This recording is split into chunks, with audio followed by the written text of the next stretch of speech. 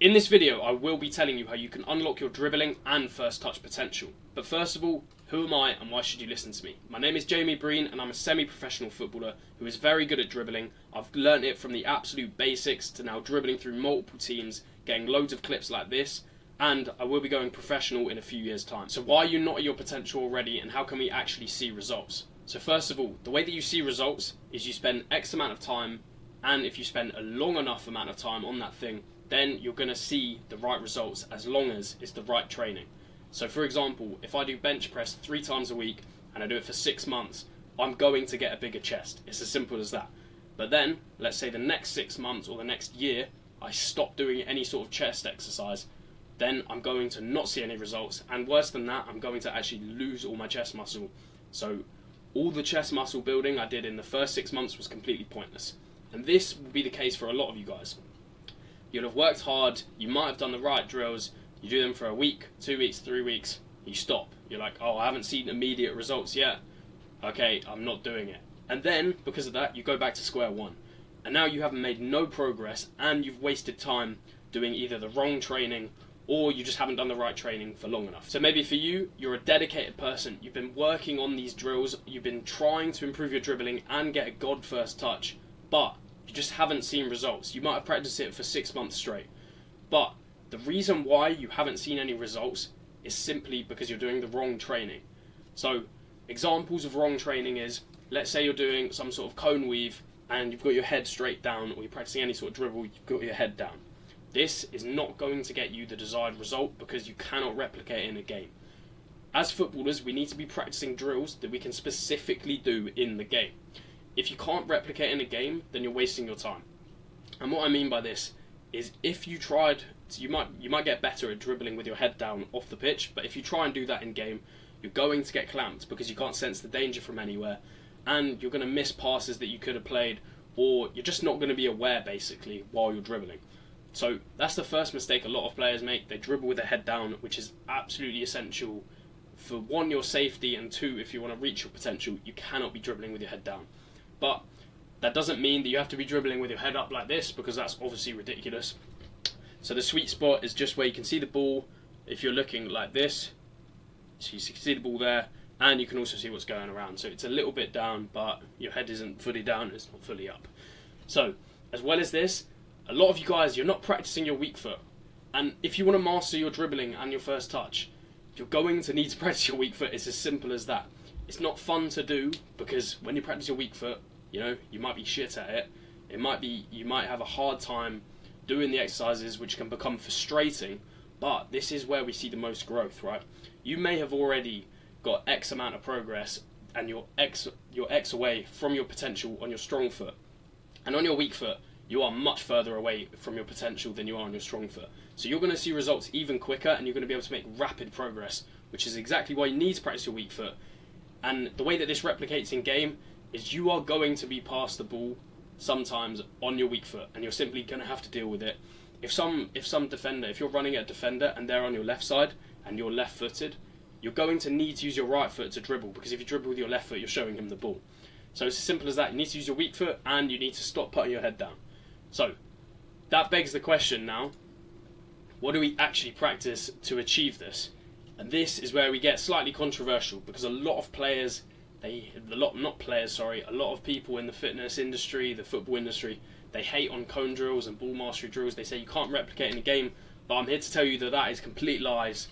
And there are many, many professional footballers who have practiced cone drills from a young age. All of them have, including Musiala, who talks about it openly, says he's practiced these cone drills and that's why he can do all the moves like the La Croqueta, etc, etc.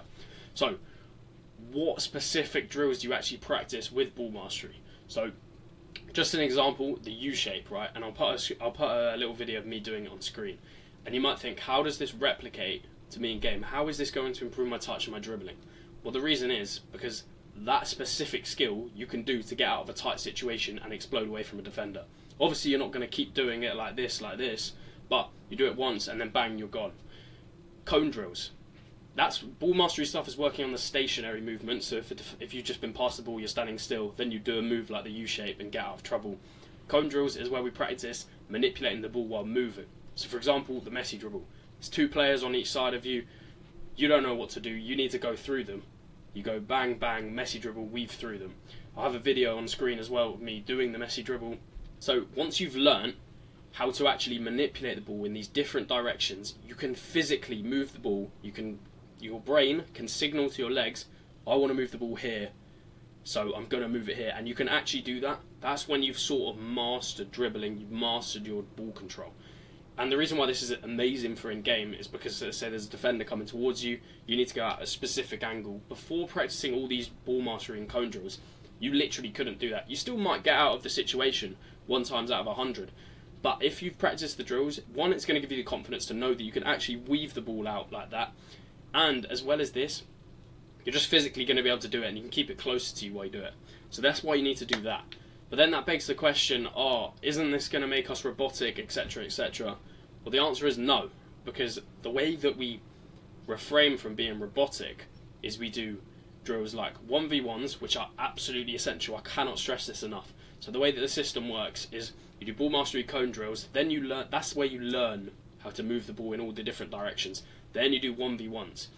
The 1v1s help because you learn to react to external factors. So with cone drills, you're not reacting to external factors. The cone's there, it's just there. You learn where it is, you move it around. The external factor would be a defender kicking their leg in, pushing their leg in, and then you shift it last second. So that's why it's essential that you practice 1v1s if you want to unlock your dribbling and reach your first touch potential. And as well as this, if you cannot do 1v1s, you need to visualise beating defenders without them even being here. And the reason why this works is because you basically allow yourself to get into the flow state and you just dribble, going step over, you just dribble. I'll put a video of me doing it on screen here.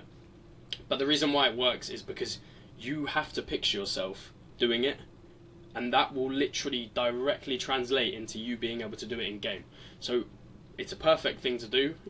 I do it after I do my cone drills and my ball mastery drills, because then it allows me to keep that creativity and just pretend I'm moving around players. So that's the system. You practice ball mastery cone drills, you do some visualization work, and you do 1v1s. And then after that, we work on our first touch, right? So the way that you work on your first touch is simply, it's such a simple answer, you do keepy-uppies. Every single professional footballer can do keepy-uppies literally to the end of time. And the reason I say this is because if you're a footballer and you want to be a professional footballer, you're complaining your first touch is bad, but you can only do 10 keepy-uppies, then the simple answer to you is you need to do more. You need to get to the point where you can basically do them infinitely without dropping the ball, and the only reason you drop the ball is because your legs are tired. So for me, I'm at the stage where I can literally do keepy-uppies. My record, I've counted this, I went on holiday and I was just practicing them over and over again, just working on my first touch. I did like 3,300, right? And obviously that's ridiculous. You don't even want to get to the point where you do that many. But the point, like the reason why I dropped the ball there is because I got tired. My legs just got tired and I just couldn't be bothered to keep going. So you want to get to the point where you can do them infinitely. And the way that you practice keepy-uppies, there's lots of different variations like the Maradona that you can practice with. You can do low keepy-uppies, you do high keepy-uppies. But first of all, for you guys, I just want you to do the absolute basics. And the basics is literally just try and keep the ball up, try and keep it closely controlled to you. And that's literally all you do. And then, for your first touch, right? So we've got a first touch which is bringing the ball down to our feet. That's essential to learn. That's just obvious, right? And you're going to get that from the keepy-uppies, you're going to get that from doing it constantly over and over again. But one thing that people don't talk about on the YouTube football scene is directional first touches. And this is so important, because you can effectively skip out the need to beat a defender. You can buy yourself 3, 4, 5 seconds of time just from your first touch not being really close to your feet. So an example of this is, let's say you're a left winger and the ball has been pinged over to you from your right centre mid, and then the right back's coming towards you, and what you'd usually do, you'd go, I'm going to take a first touch to my feet and then I'm going to beat him. But what if I told you that you can use the defender's momentum against him, and when the ball gets pinged over to you, your first touch takes you directly in front. And then what that will do is you've literally beaten a defender without even having to do anything. So that asks the question, how do we work on this? Literally, it's so simple. I'll have a clip of me doing it on screen now. You literally throw the ball up in the air like this, and then you just take a first touch forward. So we've got first touch forward. I want you to practice that over and over again. Then you do one with the outside of your foot, then you do an inside foot, and then if you want, you can even do one with the back of your foot if you want to proper rinse someone if you're on the 180 turn. So, the specifics of this and how you're going to schedule this within your season, because of course it's easy to practice all this individual training when you're in the off season because there's nothing else to do, but I'm going to tell you exactly the system and the schedule that you need to progress at a certain rate, but as well as that, stay fresh for your games and then perform at your max potential in your games. So if you're in the season, I want you to do a rest day before your games, right? And I'm saying this because you're going to be working hard the other days. You need to rest and recover. Then we're going to do 2 full individual sessions, and these sessions are going to be based on cone drills and larger movements. So you're putting more paces into your legs, and pretty much you're just putting more into your legs, right? So you only need to do 2 of them, not 4, because the other 2 sessions are mini sessions. These are the sessions where we work on our technical while not moving. And the reason why this system works so well, is because you get that paces into your legs, but as well as that, we continue to improve our touch and our dribbling without putting in the paces to our legs. Because if you were doing 4 massive sessions a week, then you'd be killing your legs, and if you top that off with team training, you're going to be done. You're not even going to be able to perform because you're going to be so tired.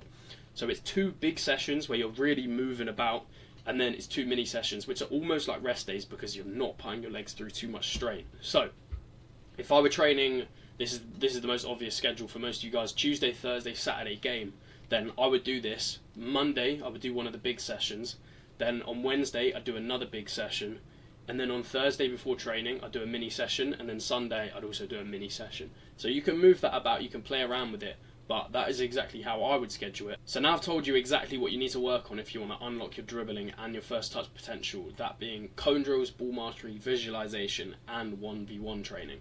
So now you're wondering, what are the specific sessions that I need to do? And this is where my technical masterclass comes in. I'll put a link in the description. You guys can go watch it. I'll also send you a free training. But I want to say, make sure you actually get the real technical masterclass. Reason being is that I've put the last 4 months of my time into making it. I've achieved results like this. I'll have a few of my students come on screen now.